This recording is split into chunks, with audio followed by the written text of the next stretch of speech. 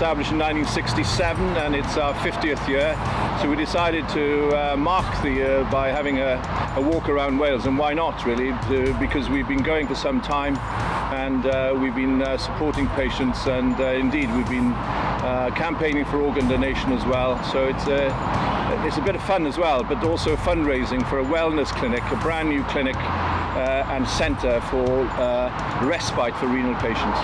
More money is being made from Swansea seaside car parks despite the fact fewer people are using them. Swansea Council is making more money from its coastal car parks than it was 3 years ago despite fewer people using them, seeing the revenue increase by over £54,000. Top story today, Shadow Secretary of State Christina Rees joined presenters to talk about Prime Minister Theresa May's call for a snap poll. The House of Commons backed the MP by a margin of 522 votes to 13, above the two-thirds majority needed as Labour and the Lib Dems supported the move. We hear Ms Rees's reaction to the decisions and actions since the announcement. Busy week, I guess, Christina, it's probably to say the least. Yeah, I've been campaigning all around Wales. Last time I was here, I told you I was going up to the North East Wales. Over Easter weekend, I went up to Ynys Môn, to Bangor, to Barmouth, campaigning for the local elections. And then Tuesday happened. And then, yeah. Bombshell. And Tuesday morning, I was out locally knocking doors in Leith, and knocked on a door, and this lady said, well, you're canvassing for yourself, are you? And I said, what do you mean? And she said, well, we've just had the announcement, there's a general election. Wow. Because when we were told that Theresa May was going to make an announcement, I thought it might be direct rule for Northern Ireland or something. There was lots of speculation, you know. One a comedian even put on the death of Larry the cat, official announcement. But yes, and it's been a roller coaster since then. So we've got 50 days. Yeah, which is crazy, really. A very short amount of time. 7 weeks today. Yeah. Parliament will be dissolved on the 3rd, and then there'll be a wash-up, which means any legislation that's still going through will be finished by the 3rd. And we've got Welsh questions next Wednesday morning, so we'll be one of the last, just before PMQs. So that'll be pretty rowdy, I should imagine. But yes, I love an election. You know, I love campaigning, and this morning I've been in Bridgend with Cadwyn Jones in his old council ward, because he was a councillor before he became an Assembly minister, before he became leader. And we were in Pendra, which is his ward in Bridgend, knocking doors, and a very positive response there. So polls can be wrong, you know, and it's a risky business. She's called an election when she was thought of being a safe pair of hands, and this seems to be a risk, I think, for her, because you never know. She's making it about Brexit, but she said she would never call an election. Exactly. And she said she didn't need a mandate of her own, and she's U-turned on that. More money is being made from Swansea seaside car parks despite the fact that fewer people are using them. Swansea Council is making more money from its coastal car parks than it was 3 years ago, despite the less number of people using them. Figures for the use of the car parks, which include Caswell Bay, Langland and Sketty Lane, reveal that in 2 years, the number of ticket sales has dropped by over 43,000. Yet despite the drop, revenue raised by Swansea Council has increased by over £54,000. The difference is due in part to changes in parking charges, which the cash-strapped authority introduced to make sure car parks pay their own way. To mark the 50th anniversary of the charity Kidney Wales, a team of trekkers are doing a lap of Wales to visit the country's dialysis units. And they're asking people to join them en route, whether it's to walk a mile with them, share a cup of tea or make a donation. Carwyn Evans has the latest. Well, we're on our 3rd day of going around Wales. We've got 470 miles where we're visiting every dialysis unit in Wales. And today we're in Morriston, having been in Llantrisant yesterday and the day before. We've been in Cardiff. So we're here in Morriston, which has a fantastic renal unit for kidney patients. From Swansea, the team will head down west towards Haverfordwest before heading north along the coastline and then heading east towards Wrexham after arriving in Bangor. before finally beginning the long journey back south, hoping to make it back to the capital by May the 18th. And as well as getting to see the beautiful sights that Wales has to offer, the team do have another reason for taking on this challenge. Kidney Wales was established in 1967 and it's our 50th year, so we decided to mark the year by having a walk around Wales, and why not really, because we've been going for some time and we've been supporting patients, and indeed we've been campaigning for organ donation as well, so it's a bit of fun as well, but also fundraising for a wellness clinic, a brand new clinic and centre for respite for renal patients.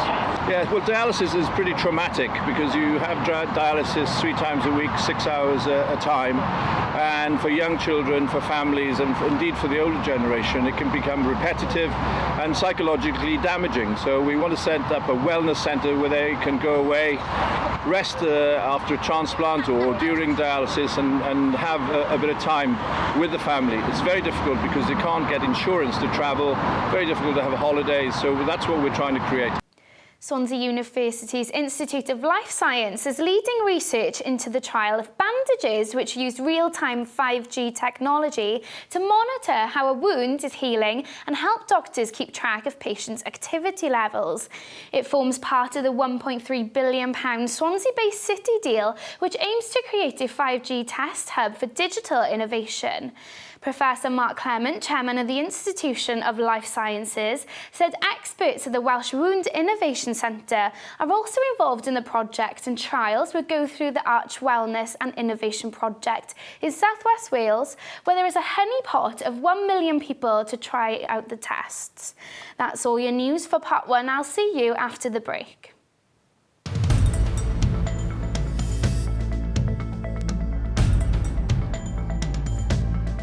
Still to come, I'll have all of your sports news as Sam Warburton discusses receiving the Lions captaincy after the squad was announced yesterday. Yeah, it's hard to put into words really. It was only till, I think, last night, even 4 years later, 2013 tour hasn't really sunk in, to be honest. And we had a dinner last night with all the ex-captains from the previous Lions tour. It was only when you sat down at that table and you see the company you're with, you kind of realise what you're doing, you know. So that really hit home to how big a deal it is, especially this time around with New Zealand. You know, arguably the toughest tour. You know, amazing challenge and amazing. And Paul Clement sits down with the press to discuss their relegation battle as they get ready to play Stoke City at the Liberty on the weekend. Well, you know, as we stand, it is out of our hands, because if we went and won, you know, all our remaining 5 games, which is a big task, Hull did the same, there's nothing we can do. But the fact, when you look at both the teams, you know, they can win at any point, they can lose at any point. Will either of those 2 teams, us and Hull, win every game going into the end of the season? Very, very unlikely. How many wins and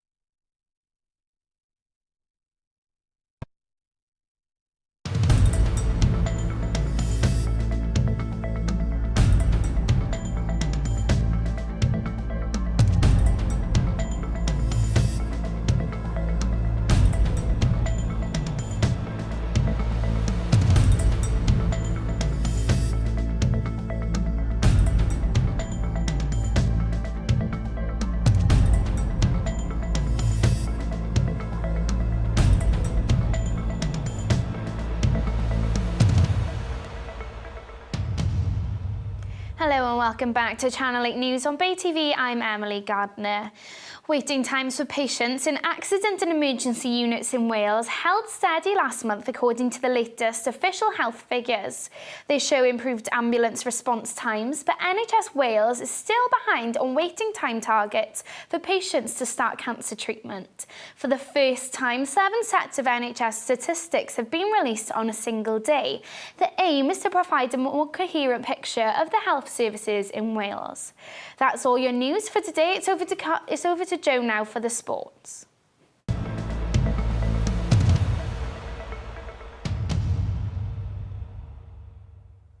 Thank you, Emily. And we'll start in the rugby. Warren Gatland says player nationalities did not influence the selection of the 41-man British and Irish Lions squad for the Tour of New Zealand this summer. Gatland, who has been Wales coach since 2007, has chosen 16 English players, 12 Welsh, 11 Irish and 2 from Scotland. Wales finished 5th in the 2017 Six Nations Championships, below champions England, Ireland, who came in 3rd, and Scotland, who came 4th. One of the biggest talking points of the selection is that England captain Dylan Hartley has not been selected for the 41-man squad. The 31-year-old misses out despite leading England to a second straight Six Nations title, with compatriot Jamie George, Ireland's Rory Best and Wales's Ken Owens, the 3 hookers selected. The Northampton Saints player is the 3rd England captain in succession to miss out on Lions selection. Another surprise inclusion to the squad was Wales number 8, Ross Moriarty, who received the call-up on his 23rd birthday. Moriarty enjoyed a fine Six Nations campaign despite Wales's 3 defeats, keeping the usual first choice number 8, Taulupe Faletau, out of the team, whilst New Zealand's Ireland centre Jared Payne is also selected.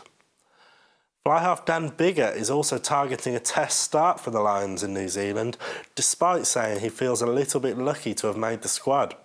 The 27-year-old Ospreys player will compete with Ireland's Johnny Sexton and Owen Farrell of England for a starting number 10 spot. The Welsh forwards that have been selected for the tour include Taulupe Faletau, Alan Wyn-Jones, Ross Moriarty, Ken Owens, Justin Tipperick and Sam Warburton. The Welsh backs include Dan Biggar, Jonathan Davis, Lee Halfpenny, George North, Rhys Webb and Liam Williams. In the press conference where the Lions squad was announced, the coaching staff and Sam Warburton sat with the press to discuss how he feels about receiving the captaincy of the Lions and what his thoughts are on the squad that's been selected. Yeah, it's hard to put into words really. It was only till, I think, last night, even 4 years later, 2013 tour hasn't really sunk in, to be honest. And we had a dinner last night with all the ex-captains from the previous Lions tour. It was only when you sat down at that table and you see the company you're with, you kind of realise what you're doing, you know. So that really hit home to how big a deal it is, especially this time around with New Zealand. You know, arguably the toughest tour. You know, amazing challenge and amazing opportunity. Yeah.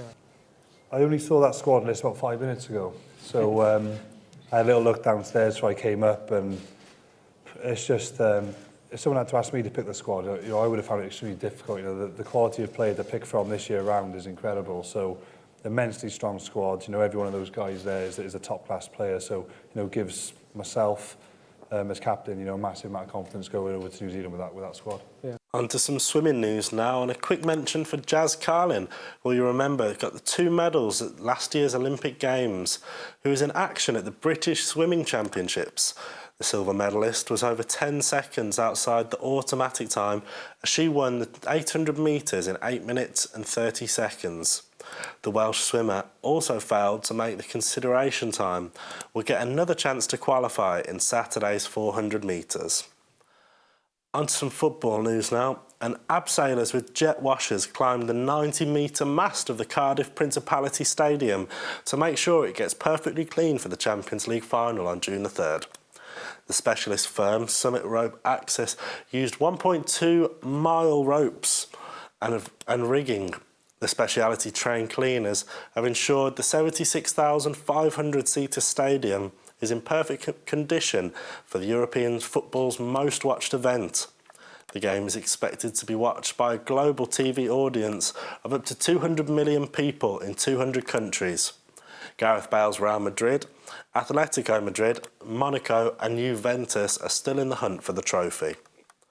And onto the Swans now, and Swansea City will be looking to pick up points this weekend in the fight for survival from the Premier League, as Paul Clement's team face a difficult task of playing Stoke City at the Liberty Stadium. The Swans disappointingly lost 1-0 to Watford last weekend.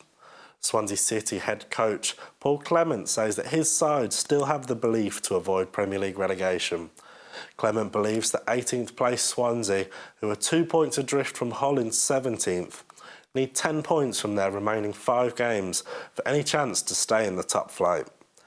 Ahead of their clash this weekend, Paul Clement sat with the press today to discuss the run of games left and why his team must win this game. No, I think it's absolutely to do with the situation now, that we're 5 games left, 3 of those are at home. We've obviously got all the games are difficult, but there's a couple in there that are really, really tough. Our form has been better at home than it has been away. And the fact that Hull are at home to Watford, a game that I believe they'll win, we have to win. Well, I hope so. They haven't responded particularly well over the last 5 or 6 games when the pressure's been there.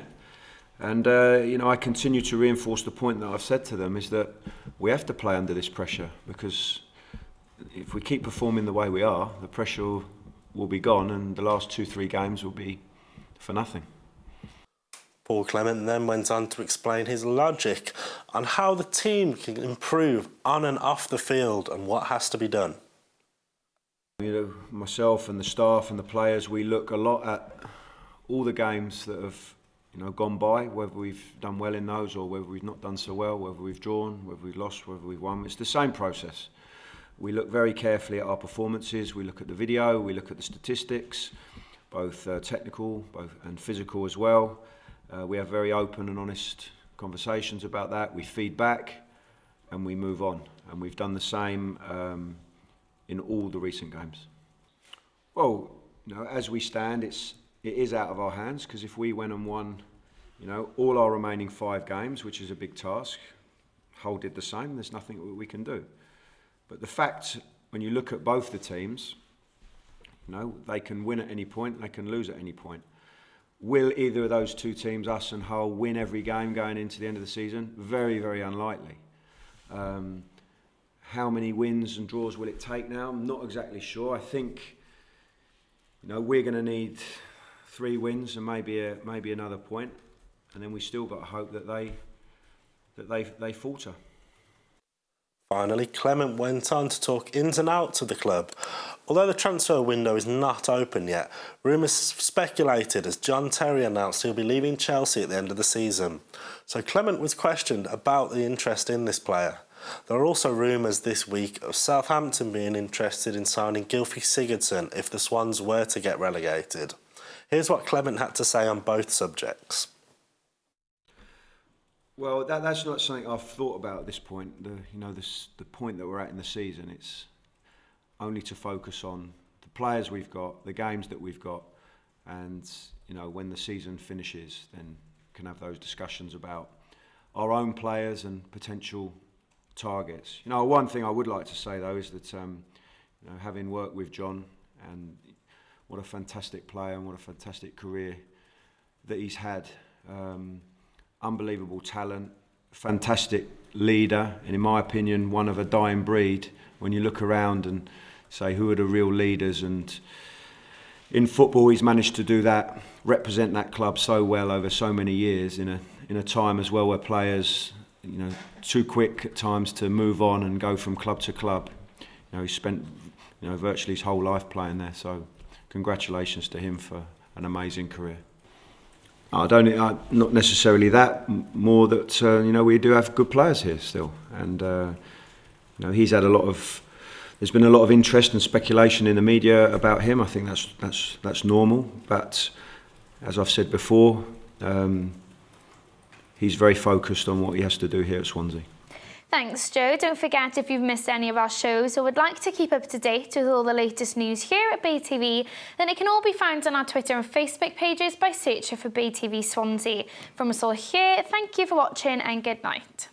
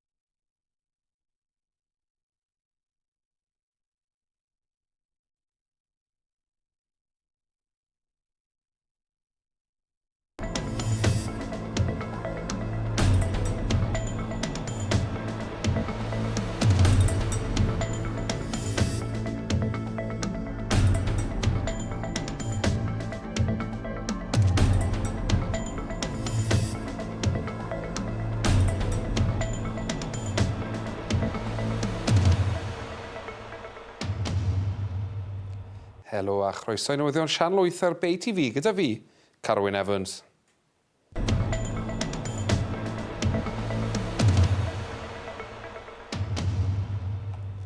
Prif straeon y dydd yw perfformiadau iechyd yn gymysg yn ôl ffigurau diweddara yma yng Nghymru, trafodaethau rhwng Tata Steel a cwmni'r Almaen yn parhau y gallai arwen at gollydion swyddi, yr elusen Aren Cymru yn cyrraedd Abertawe fel rhan o'i taith o amgylch y wlad, ac yn chwaraeon, gobeithio'n Cymru o gael pen campwr snwcer y byd drosodd am flwyddyn arall.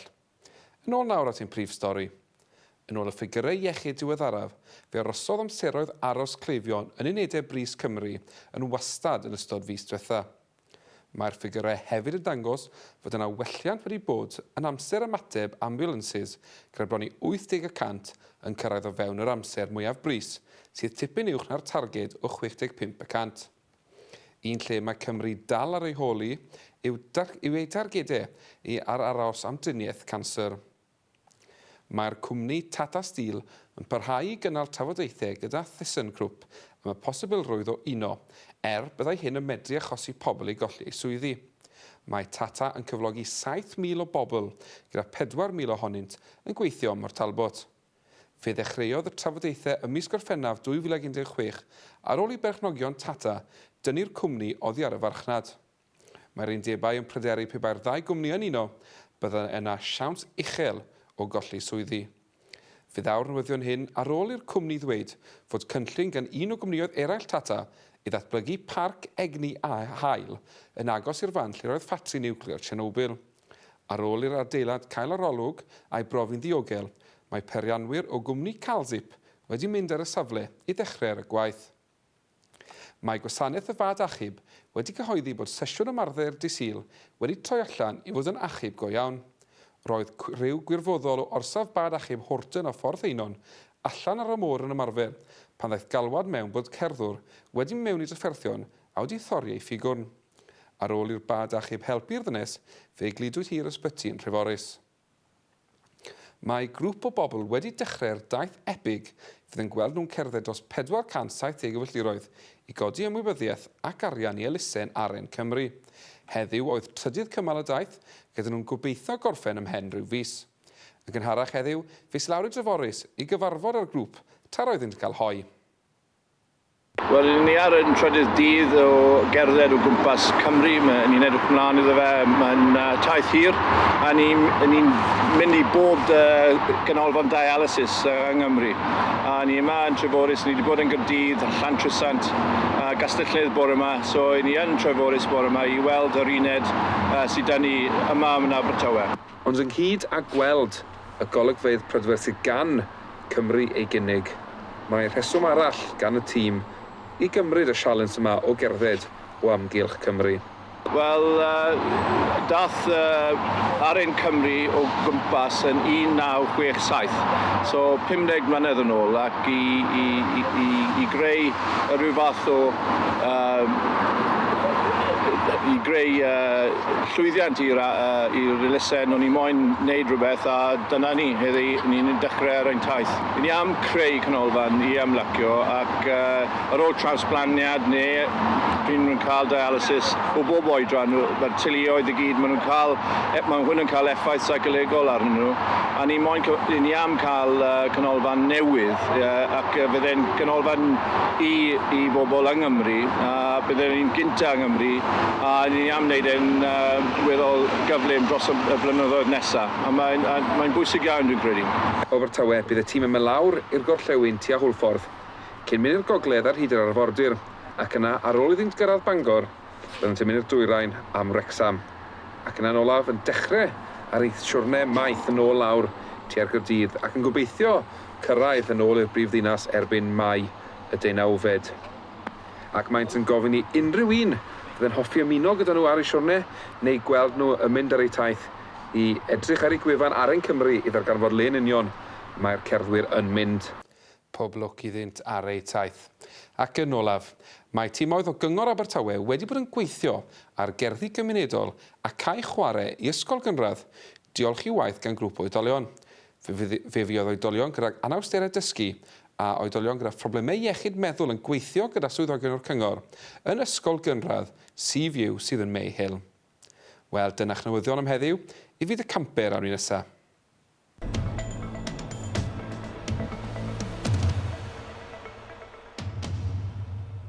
Snwcer I ddechrau heno. Mae gobeithio'n Cymru o gael pencampwr byd snwcer drosodd yn flwyddyn arall ar ôl i'r unig gymroedd yn y gystadleuaeth cael ei giro yn y rownd gyntaf. Fe gollodd Ryan Day o 10 ffram I 4 yn erbyn Chow Guodong o China. Ar ei dudalen trydar, fe ddywedodd y cyn bencampwr Mark Williams ei fod yn siomedig nag oedd yn y Crucible yn Sheffield ar gyfer y bencampwriaeth eleni, ond y byddai yn chwarae mwy tymor nesaf mwyn rhoi hyn yn iawn. O snwcer I bêl-droed. Dydd Sadwrn bydd Abertawe yn croesawu Stoke I Stadiwm y Liberty am gêm bwysica y clwb ers ei ddyrchafiad uwch gyngor Lloegr 6 tymor yn ôl. Ar hyn o bryd mae'r Elyrch yn eistedd yn y 19fed safle, 2 pwynt tu ôl I Hull sy'n y safle olaf o'r tîm oedd yn ddiogel. Tra'n gwynebu'r wasg heddiw bydd rheolwr Paul Clement yn trafod trosglwyddiadau ar ôl I stori dorri bod diddordeb gydag Abertawe arwyddo amddiffynwr Chelsea, John Terry. Well, that's not something I've thought about at this point. The point that we're at in the season, it's only to focus on the players we've got, the games that we've got, and when the season finishes, then can have those discussions about our own players and potential targets. One thing I would like to say though is that having worked with John, and what a fantastic player and what a fantastic career that he's had. Unbelievable talent, fantastic leader, and in my opinion, one of a dying breed. When you look around and say who are the real leaders, and in football he's managed to do that, represent that club so well over so many years in a time as well where players, too quick at times to move on and go from club to club. He spent, virtually his whole life playing there. So, congratulations to him for an amazing career. Not necessarily that, more that, we do have good players here still. And, he's had there's been a lot of interest and speculation in the media about him. I think that's normal. But, as I've said before, he's very focused on what he has to do here at Swansea. Mae 5 gêm gyda'r Elyrch ar ôl I achub ei amser yn Rywch Gyngred a gyda 3 gêm adref ar ôl. Gyda'r ras I aros fyny nawr, roedd Hwy a Hull yn unig. Mae'r clwb hefyd wedi cadarnhau y prynawn yma, a bydd y capten Jack Cork a Wayne Routledge yn colli'r gêm yn Stadiwm Liberty dydd Sadwrn gyda'r anafiadau. A pwt y newyddion rygbi. Ar ôl cyhoeddiad Warren Gatland ddoe o garfan y llewod, mae Eddie Jones wedi enwi ei garfan Lloegr ar gyfer ei taith i'r ariannu'n dros yr haf. Mae Dylan Hartley a Joe Launchbury wedi cael eu cynnwys ar ôl cael eu gadael allan o garfan y llewod. Un arall sydd wedi cyrraedd y garfan yw blaen asgarllwr y gweilch Sam Underhill, sydd wedi cael cyfres o berfformiadau da i'r rhanbarth eleni a gyrgeif yn symud I Carfafon yn ystod yr haf. Nad oes gan Gymru rhanbarth ar ôl yn ddim un o'r 2 gystadleuaeth Ewropeaidd, bydd yna ddiddordeb Cymreig yn chwarae yng gystadleuaeth her Ewrop. Bydd Richard Hibbard a Ross Moriarty a cafodd ei gynnwys yn garfan Warren Gatland yn gobeithio bod yn rhan o'r tîm Caerloyw, fydd yn teithio I Ffrainc I wynebu La Rochelle, sydd ar hyn o bryd ar frig y 40 uchaf yn Ffrainc. Yn yr ail gêm gynderfynol, bydd Carfafon hefyd yn teithio I Ffrainc I wynebu Stade Francais, a girodd y gweilch ar Stadiwm y Principality yn rownd yr 8 olaf. Yn gobeithio chwarae i'r tîm o'r Llewyn Lloegr, bydd Aled Briw, y maswr Rhys Priestland, yr ail reng Luke Charteris a'r wythwr Talupe Faletau, a fydd hefyd yn ymuno gyda Moriarty ar y daith gyda'r llewod I Seland Newydd ym men 6 wythnos. Wel, cyn gorffen, gadewch I ni gael golwg a rhaglygon y tywydd.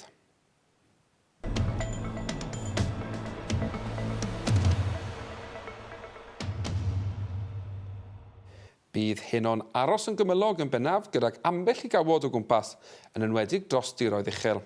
Mae yna siawns bydd yna beth ysbeidiau clir, ond bydd hi'n teimlo tipyn mwy clos nag am ei wedi yn ddiweddar gyda'r tymheredd isaf yn cyrraedd 7 gradd Celsius.